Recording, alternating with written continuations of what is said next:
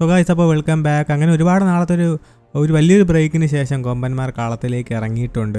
കഴിഞ്ഞ ദിവസമായിരുന്നു കേരള ബ്ലാസ്റ്റേഴ്സിൻ്റെ ട്രെയിനിങ് പുനരാരംഭിച്ചത്. ബ്ലാസ്റ്റേഴ്സിന് ഈ ഒരു കാര്യം ഒഫീഷ്യലി തങ്ങളുടെ സോഷ്യൽ മീഡിയ പേജുകളിലൂടെയൊക്കെ തന്നെ ആരാധകരുമായി ഷെയർ ചെയ്തിട്ടുണ്ട്. ബ്ലാസ്റ്റേഴ്സിൻ്റെ പുതിയതായി തന്നെ പണി പൂർത്തിയാക്കിയ ഗ്രൗണ്ടിലാണ് ഇപ്പോൾ ട്രെയിനിങ് ഒക്കെ നടന്നു വരുന്നത്. സോ ഇന്ത്യൻ താരങ്ങളും ആൾസോ ലേറ്റസ്റ്റ് ആയിട്ട് ബ്ലാസ്റ്റേഴ്സ് സൈൻ ചെയ്ത സ്പാനിഷ് താരം മത്യാസ് ഹെർണാണ്ടസും കൊച്ചിയിലെ സ്ക്വാഡിനോടൊപ്പം ജോയിൻ ചെയ്തിട്ടുണ്ട്.